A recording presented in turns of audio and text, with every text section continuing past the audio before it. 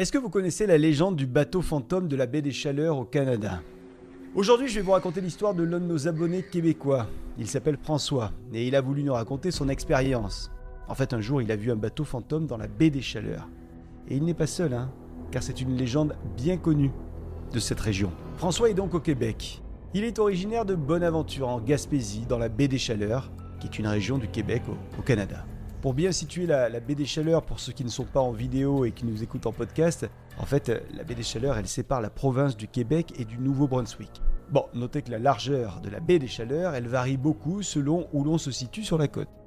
Alors si on s'intéresse un petit peu à l'histoire de cette région, je peux vous dire qu'elle est habitée à peu près depuis le milieu du XVIIIe siècle. Beaucoup de navires marchands, de bateaux, de corsaires, de bateaux anglais et de trafiquants d'alcool ont sillonné ces eaux. Et cette légende du bateau fantôme de la baie des Chaleurs, elle a toujours été très présente dans la mémoire des habitants de la région. Dans la famille de François, c'est sa mère qui a été la première à parler de cette légende à François. Sa maman, elle est née en 1944 à l'île d'Orléans. L'île d'Orléans, c'est une île du fleuve Saint-Laurent située à 5 km de la ville de Québec. Elle a déménagé pour habiter à Carleton-sur-Mer dans la baie des Chaleurs en 1954. Nous sommes désormais en 1958 et la maman de François, elle a 15 ans. À cette époque, pour se faire un petit peu d'argent de poche, elle va garder 2 ou 3 enfants de temps en temps chez une voisine, en semaine. Nous sommes au mois de juillet. Et un jour, en début de semaine, pendant qu'elle garde les enfants, elle est en train de regarder le beau paysage de la baie. Un paysage rassurant, un paysage qu'elle aime, un paysage qui se veut ressourçant. Mais ce jour-là, il y a quelque chose qui va la surprendre. En effet, elle regarde au loin et elle aperçoit quelque chose d'inhabituel qui est sur la baie. C'est quelque chose qui semble brûler sur la baie, sur l'eau. Elle regarde avec attention et elle constate qu'en effet, un gros objet est en train de cramer sur la baie. Et ça va durer toute la soirée. Bon, heureusement, la maman de François, elle n'est pas la seule à avoir vu ce phénomène ce soir-là. C'est rassurant parce qu'elle aurait pu penser qu'elle perdait la raison. Mais il n'en est rien. Parce que tout le petit village a vu la même scène. Et vous l'imaginez, tout le monde en parle. Cette scène, en plus, elle va se répéter 2 jours d'affilée. Le bateau va en effet réapparaître le lendemain ainsi que le surlendemain. Et cette scène, elle va toujours se répéter le soir. Donc le 3e soir, des hommes de Saint-Omer, qui est un village du coin, vont décider de mettre à l'eau 3 baleinières pour aller voir de plus près ce qu'il se passe. Vous voyez ce que sont des baleinières ? Ce sont des bateaux qui sont faits pour la pêche au maquereau. Alors ce soir-là, on va mettre 8 rameurs et 1 crieur par bateau. Et c'est parti. Les bateaux tentent de s'approcher au plus près de l'objet en feu pour voir de quoi il s'agit. Mais ils ne vont pas pouvoir se rapprocher autant qu'ils le souhaitent. La raison, disent-ils ? La chaleur, pardi. Oui, selon les propos des uns et des autres, c'était tout simplement trop chaud. Alors les hommes vont se laisser dériver pour accoster sur une plage non loin de la plage de Carleton-sur-Mer. Ça là, ce que je viens de vous raconter. C'est donc l'histoire que la maman de François lui a contée, à lui, à son frère et puis aux cousins lorsqu'ils étaient gamins. Et c'est donc une légende qui a toujours accompagné la famille de François. Les années passent, des décennies même, et plus aucun phénomène étrange sur la baie pour François en tout cas et pour sa famille. Rien jusqu'à ce jour-là de l'année 1981. Nous sommes en août. Et c'est à ce moment que François va faire sa première observation. Le 28 août, précisément. En fait, François a été invité au mariage de son oncle. Son oncle, c'est Fernand, et de sa tante, enfin, sa future tante, Pauline. La scène se déroule dans une église, l'église de Bonaventure, puis il y a le souper des noces qui va avoir lieu dans la ville de Passepébiac, d'où la tante est originaire. Alors, il faut savoir que dans la famille, il y a du monde. Ils sont nombreux, Le père de François, il a 14 frères et sœurs. Alors, avec les conjoints, conjointes, cousins, cousines, etc., c'est une très, très grande famille. Et beaucoup sont venus d'autres provinces. Donc, beaucoup des membres de la famille sont hébergés dans la maison familiale des parents de François. C'est une très grande maison, donc c'est pratique, Et cette maison, elle donne, devinez où ? Directement sur la baie des Chaleurs. La soirée commence alors. On a prévu pour l'occasion un gros repas avec des dizaines de personnes autour de la table. Et cette belle ambiance de famille, elle devrait se prolonger jusqu'au lendemain. Notez que la maison est très haute, presque 11 mètres de hauteur. une sacrée maison. Ce que François aime faire, c'est bien sûr de jouer avec ses cousins, avec ses cousines. Et pour jouer, le mieux c'est d'aller au 2e étage de la maison. Là-haut, il y a les chambres. Des grandes chambres avec de belles et grandes fenêtres qui donnent sur la baie. Soudain, l'assemblée de cousins semble apercevoir, au loin, dans la baie, quelque chose. Et ce quelque chose semble être un feu sur l'eau. Alors l'un des cousins de François, un cousin un peu plus âgé, prend ça à la rigolade et il commence à raconter des histoires de pirates à tout le monde. Et tout le monde l'écoute. Les plus jeunes ont les yeux écarquillés. Tout le monde est vraiment pris dans l'histoire.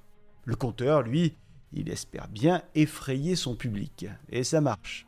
Ça marche assez bien parce que très vite, des cousins se rapprochent les uns des autres, comme pour se donner du courage. Ils se donnent la main, ils sont désormais tous collés, assis en tailleur dans cette grande chambre qui a des fenêtres qui donnent sur la baie. Ils sont en train d'écouter, de boire même les paroles du cousin, du grand cousin. L'un des cousins, Nicolas, qui lui aussi est plus âgé que le reste de la cousinade, s'amuse à crier « Les pirates arrivent! À l'abordage !» La jeune cousine, Caroline, n'apprécie pas cette mise en scène et elle commence à pleurer parce qu'elle ne veut pas être capturée par les fameux pirates. Alors les pleurs finissent par attirer ceux qui sont en bas, les oncles et les tantes, et en quelques minutes, tout le monde se retrouve au 2e étage. Quand les adultes arrivent, ils constatent eux aussi la même chose. En regardant par la fenêtre, il y a la baie, bien sûr, et puis sur la baie, quelque chose d'intriguant. On dirait que c'est un bateau qui brûle, au loin. Ce qui est sûr, c'est que quelque chose est en train de brûler sur l'eau.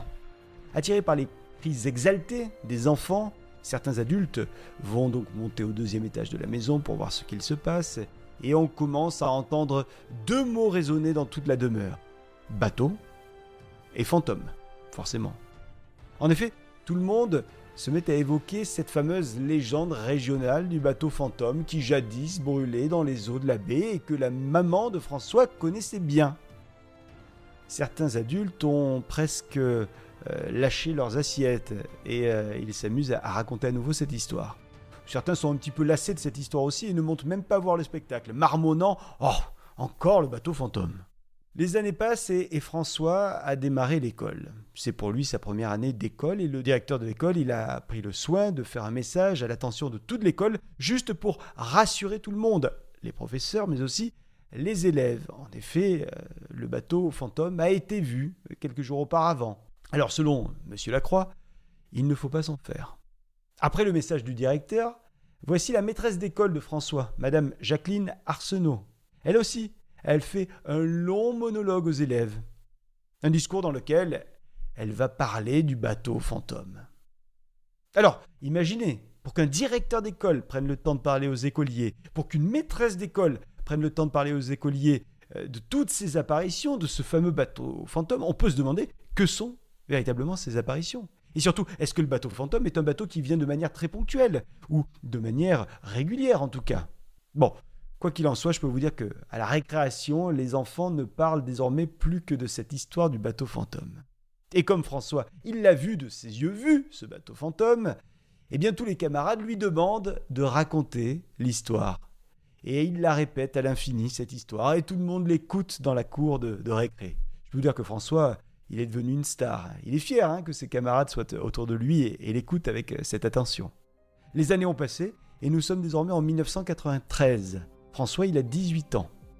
À ce moment-là, François, il est étudiant au cégep de la Gaspésie et des îles à Gaspé. Le cégep, c'est le collège d'enseignement général et professionnel au Québec. Bon, quoi qu'il en soit, à cette période, François, il revient à la maison familiale pour la période de l'été. C'est les vacances, été 1993, et François, il en profite pour se former à l'astronomie. Il fait désormais partie d'un petit club d'astronomie qui est près de la maison. À l'époque, je peux vous dire que ce genre de club est très populaire. Et d'ailleurs, c'est encore le cas maintenant au Québec. Bon, François, il s'est procuré un cherche-étoile. On dit aussi un planisphère. C'est une carte circulaire qui est dotée d'un masque qui tourne pour montrer à travers une fenêtre la région du ciel visible en fonction de l'heure, de la date et du lieu où vous observez. L'un des copains de François, c'est Patrick.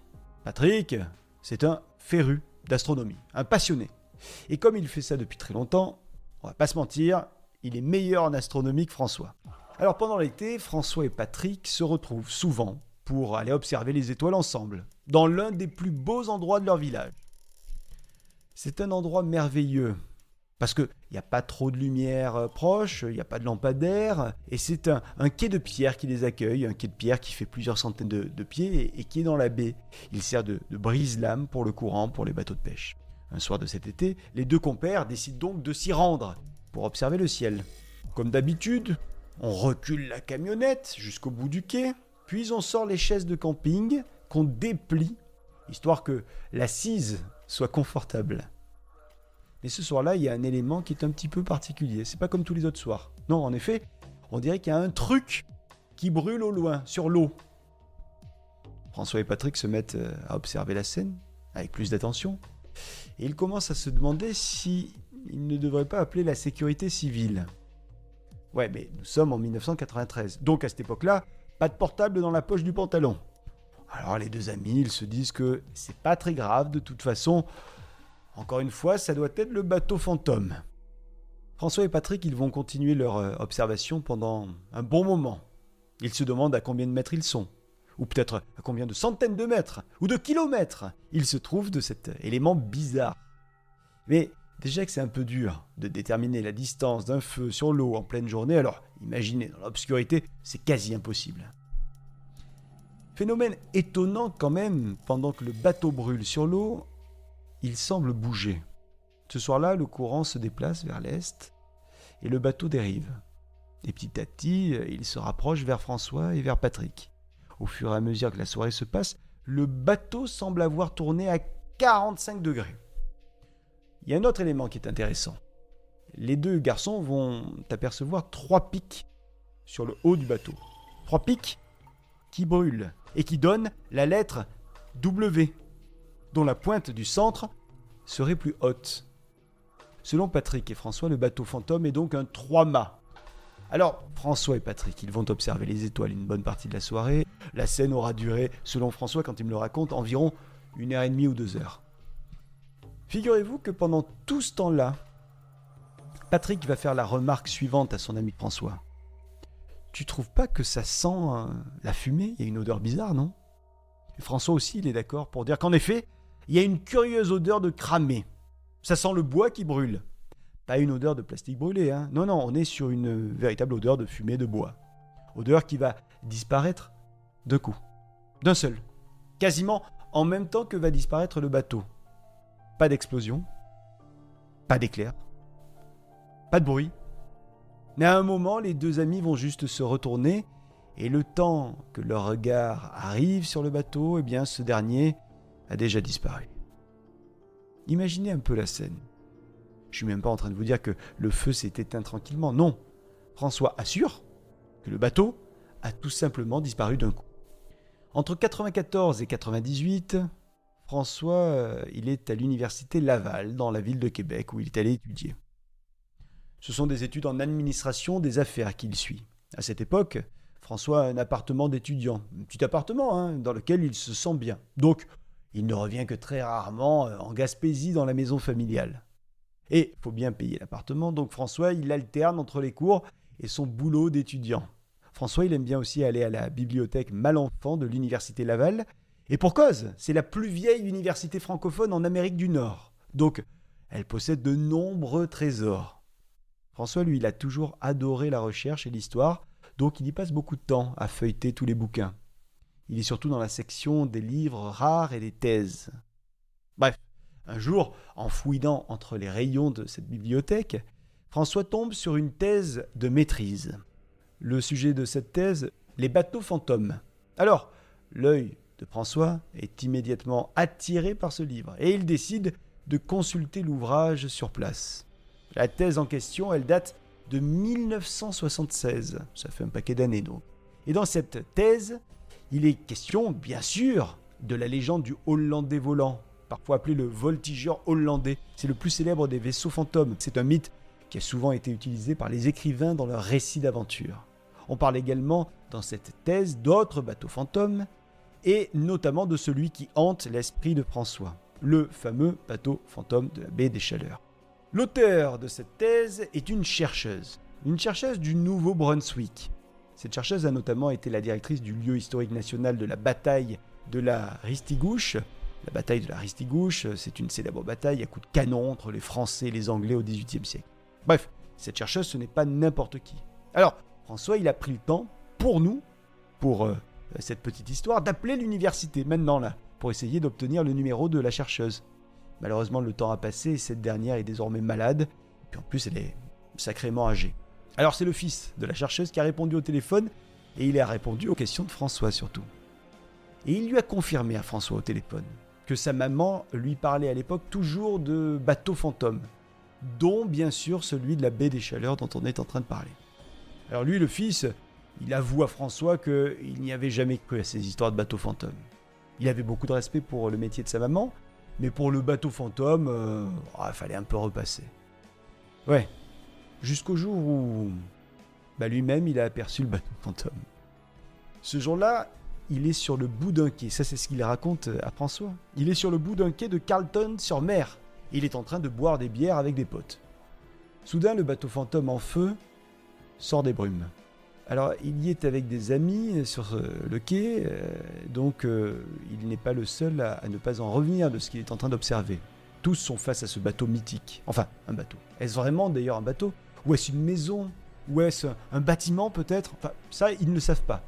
Ce qui est en revanche absolument sûr, c'est que l'objet est en feu et il est sur l'eau. Une apparition qui va durer une dizaine de minutes. Ce jour-là, des pêcheurs sont sur le quai et ces derniers commentent ce qu'ils voient, eux aussi. Écoutez bien leurs propos. Ils espèrent, je cite, que le bateau en feu ne va pas trop effrayer les poissons. Bon, tout le monde n'en a plus rien à foutre de ce bateau fantôme. Personne n'en a peur. Le temps a passé, notre François, il a quitté sa région natale. On est en 2021, c'était il n'y a pas longtemps, et François a hérité de la vieille maison familiale installée au bord de l'eau. Mais pendant 20 ans, François n'y est pas souvent revenu dans cette maison. Alors il a un peu mis de côté toutes ces histoires de bateaux fantômes. Mais il y a quelque temps, à l'automne 2023, François est dans cette maison de famille. Et il télétravaille, il fait des rénovations également dans sa maison, et de temps en temps, pendant qu'il bosse, il écoute la radio et puis il regarde la télévision. Enfin, regarder est un bien grand mot, on va dire qu'il met la télévision en fond et celle-ci donne les nouvelles de la région. Demain, il va faire beau, une usine va fermer, un accident de voiture est à déplorer, etc., etc. Jusqu'à cette info qui va retenir l'attention de François. La petite station de télévision locale vient juste à l'instant là d'annoncer que le bateau fantôme a été aperçu la veille. Les présentateurs donnent ensuite un message de la garde côtière qui demande à toute la population d'arrêter de contacter les gardes-côtes. La garde côtière affirme que il ne s'agit pas d'un bateau de pêcheurs ou d'un chalutier qui brûlait la veille. Non, ce que les gens ont vu sur la baie des Chaleurs, c'est simplement le bateau fantôme. La télé le dit, la télé l'affirme, comme si c'était une évidence pour tout le monde. Rassurez-vous, tout va bien, c'est le bateau fantôme.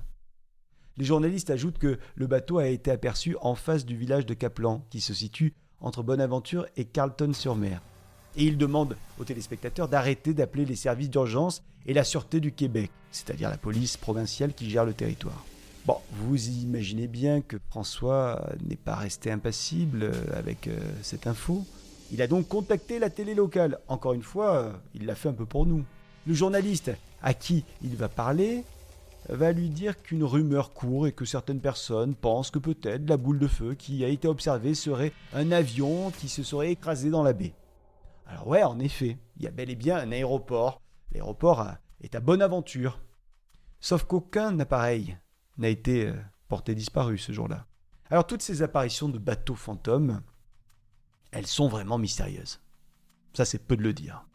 La conjointe de François, elle a écouté les histoires de François un petit peu toute sa vie. Alors elle aussi, elle a eu le temps de réfléchir à ce phénomène. Et elle suggère finalement à François qu'il s'agirait peut-être d'un feu de Saint-Elme. Le feu de Saint-Elme, c'est ainsi qu'on nomme les phénomènes physiques qui se produisent dans certaines conditions météorologiques. En fait, c'est un phénomène, le feu de Saint-Elme, qui se manifeste par des lueurs qui apparaissent surtout aux extrémités des mâts des navires et sur les ailes des avions certains soirs. Pourquoi pas ? C'est une version qui est très plausible. Mais alors, pourquoi cette odeur de fumée, sentie par de nombreuses personnes, comme François par exemple, et comme son pote ? Personne n'a la réponse.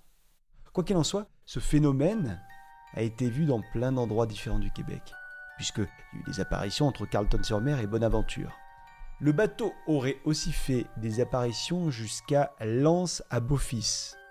Bon, quoi qu'il en soit, je peux vous dire que chaque fois que François et sa conjointe retournent aujourd'hui dans leur maison de Bonaventure, chaque soir, avant de se mettre au lit, au 2e étage, François me dit qu'ils scrutent tous les deux la baie en direction du large, parce que d'abord c'est romantique, mais surtout c'est pour voir peut-être le bateau au large, le bateau fantôme de la baie des Chaleurs.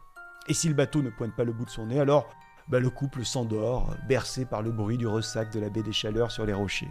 Je veux vraiment dire un grand merci à François qui a pris beaucoup de temps pour trouver les noms et les dates dont il nous a parlé. Il a appelé plein de monde et il s'est replongé un petit peu dans ses écrits de l'époque. J'en profite également pour saluer tout le Québec qui est de plus en plus nombreux à nous regarder, à nous écouter en podcast. On a de plus en plus d'abonnés canadiens. On est vraiment fiers de vous avoir avec nous. Merci à vous toutes et tous d'avoir regardé cette petite histoire. Et puis on se retrouve très vite. Avant de se quitter, j'aimerais vous poser la question. Est-ce que vous connaissiez cette petite histoire du bateau fantôme de la baie des Chaleurs ? Est-ce que vous y croyez à ce bateau fantôme ? Dites-le nous, on vous attend en commentaire.